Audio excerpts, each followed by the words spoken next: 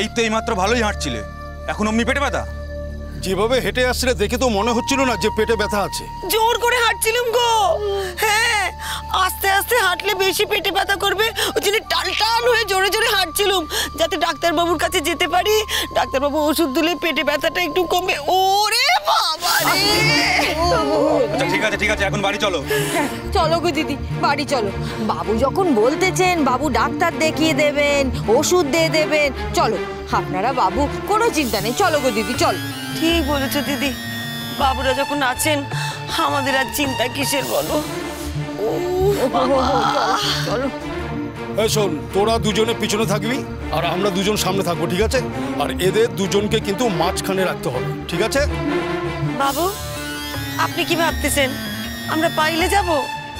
না গো না, পালাতে যাব কেন? পালানোর জন্য তো এখানে আসিনি, দুটো পয়সা রোজগার করার জন্য এসেছি। পালানোরই যদি হতো আপনাদের থেকে টাকা পয়সা বুঝে নিয়ে তবে পালাতো। টাকা পয়সা না নিয়ে পালাতে যাব কেন বলো দিদি? ওই দেখো। এই বেশি কথা বলো না, যা বলছি সেটা শোনো। আপনারা যা বলবেন আপনাদের সব কথা মাথা পেতে নেব গো। আপনারা হলে ইঙ্গি আমাদের মালিক বাবু, আমরা আপনাদের কথা শুনবো। চলো গো দিদি, চলো চলো। এই চল। ও বাবা গো, কি পেটে ব্যথা গো দিদি। একটু সহ্য করো দিদি, এই তো বাড়ি যাচ্ছি, ওষুধ দিয়ে দেবে বাবুরা। বৌদি মাথাটা একবারে ঠান্ডা রাখতে হবে। এখনকার মতো ব্যর্থ হলাম ঠিকই, কিন্তু মাঝরাতে আবার একবার চেষ্টা করবো পালানো। একদম না, ওই লোকটা শকুনের মতন চোখ, চারিদিকে লোক লাগিয়ে রেখেছে, আমরা পালাতে পারবো না মিঠুদি, কিছুতেই বেরোতে দেবে না। ডিটেকটিভরা এবার কি করছে বুঝতে পারছি না, কোনো যোগাযোগই করছে না। আমাদের এখন এখানেই থাকতে হবে, কিচ্ছু করার নেই, চলো। ও বাবা দিদি গো, দিদি আস্তে আস্তে চলো দিদি, আমি আছি তোমার সঙ্গে।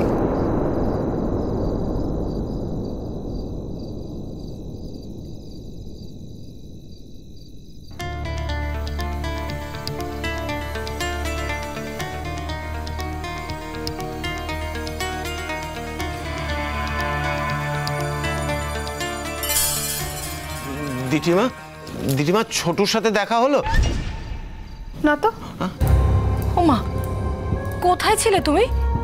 তোমাকে তো ছোট চেম্বার থেকে নিতে গেছিল, ওখানে গিয়ে দেখলো তুমি নেই, তারপর ভাবলো তুমি বোধহয় বাড়িতে আছো, এখানে এলো, এখানেও এসে দেখলো তুমি নেই, তারপর আবার তোমাকে খুঁজতে বেরিয়েছে। কোথায় ছিলে তুমি? আমি আসলে একটু অন্যমনস্ক হয়ে অন্য রাস্তায় চলে গিয়েছিলাম। সে কি এই রাত্রিবেলা? আমাদের তো চিন্তা হয় নাকি। দাঁড়াও, ছোটুকে একটা ফোন করি।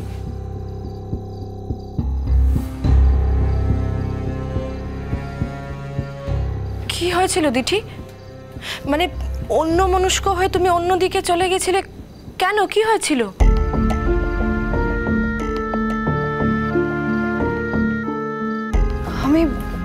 আমি ইচ্ছে করে তো যাইনি মা, কি করব বলো? না মানে তুমি কত দূর গিয়েছিলে? মানে কত দূর গিয়ে তোমার মনে হলো যে তুমি অন্য দিকে চলে এসেছো? তুমি কোন দিকে গেছিলে দিঠি বলো?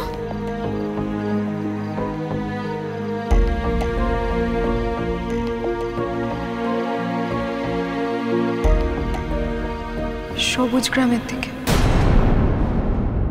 সবুজ গ্রাম? সেখানে তো তুমি ইচ্ছে করে যাওনি। দেখো মা, সেদিন তোমার মায়ের মতো কাউকে দেখে তুমি যে আবার গেছিলে বুঝতে পারছি, কিন্তু এটা কি যাওয়ার সময় মা?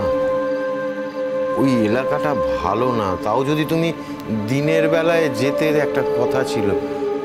ওখানে যারা থাকে সবাই ছোটুর শত্রু, একদম সব সময়ের জন্য শত্রু।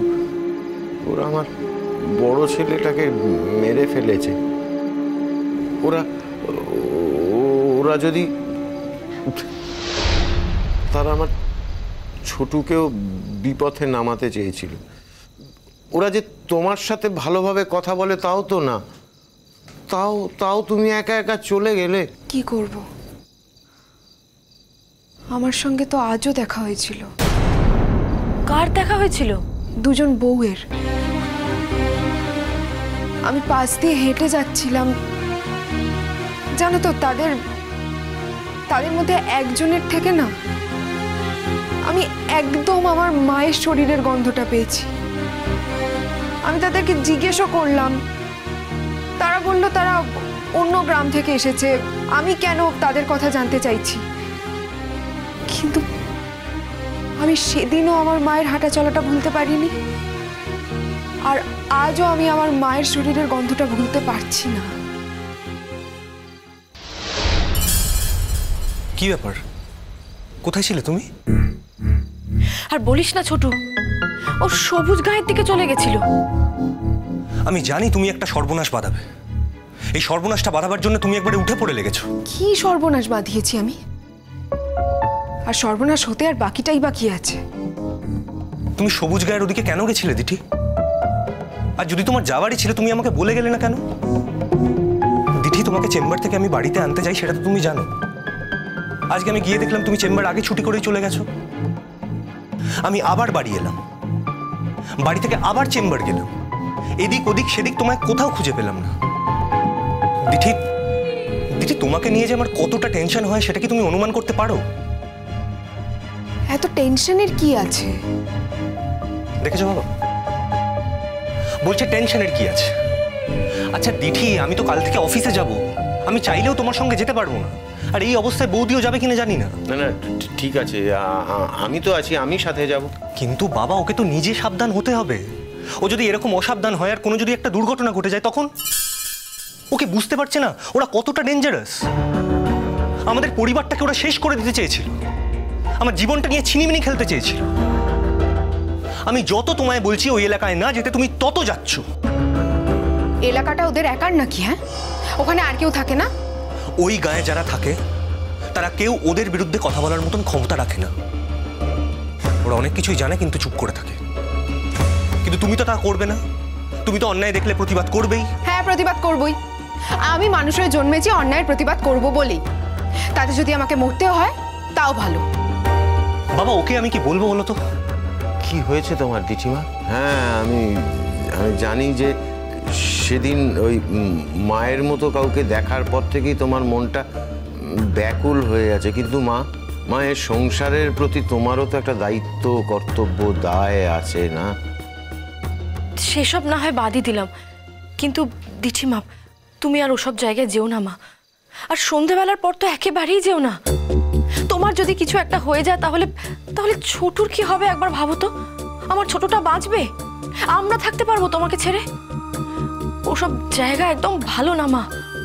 সন্ধ্যের পর তুমি জানো না নদীর এপার আর ওপার মিলে কত কি না হয়। তুমি আর যাবে না ওদিকে দিঠি মা, আমাকে তুমি কথা দাও আর যাবে না। আমার মনের ভিতর কি চলছে আমি তোমাকে বোঝাতে পারছি না মা। দিঠি, আমরা সবাই বুঝতে পারছি। আর তাছাড়া তোমার দাদাভাই তো এখন পুলিশে খবর দিয়েছে, পুলিশ তো নিজের কাজ চালাচ্ছে। দেখো, 3-4 দিনের মধ্যে নিশ্চয়ই কোনো না কোনো খবর একটা পাওয়া যাবে। আর দেখো, পুলিশ যখন বলেছে কাজ করছে তখন ওদের কাছে নিশ্চয়ই কোনো না কোনো খবর আছে। তুমি শুধু একটা ভুল ধারণা নিয়ে চলছো।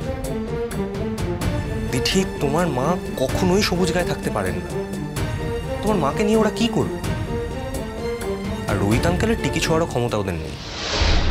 কে কার টিকি কোথায় কিভাবে ছুতে পারে এটা কি কেউ বলতে পারে ঐতিহ্য? এরকম সন্দেহ আমার কেন হচ্ছে আমি জানি না। অমূলক সন্দেহ তো আগে কখনো হয়নি আমার।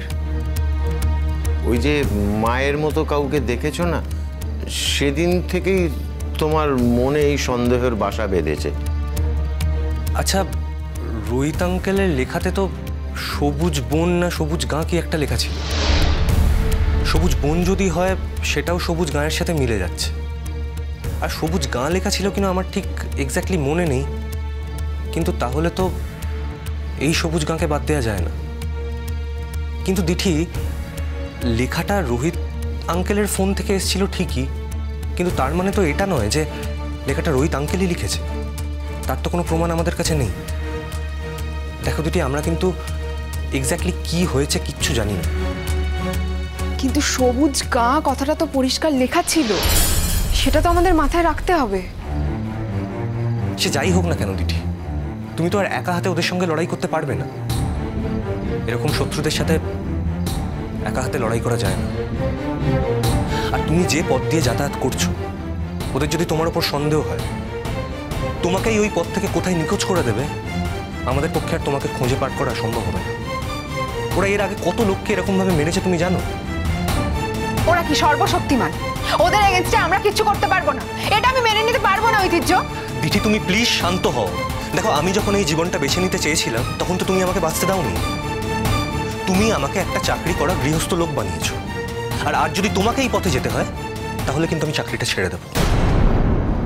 ঐতিহ্য, হ্যাঁ, 100 বার ছাড়ো। তুমি অন্যায়ের বিরুদ্ধে প্রতিবাদ করবে, ওরা আমাদের শত্রু বলে তুমি ওদের সামনে সম্মুখ সমরে যাবে, ওদের সঙ্গে সামনাসামনি দাঁড়িয়ে তুমি লড়াই করবে, আর আমি অফিসে বসে চাকরি করব, সেটা তো হতে পারে না। তার চেয়ে বেটার আমি বরঞ্চ চাকরিটা ছেড়ে ওদের দলে জয়েন করি। শ্রী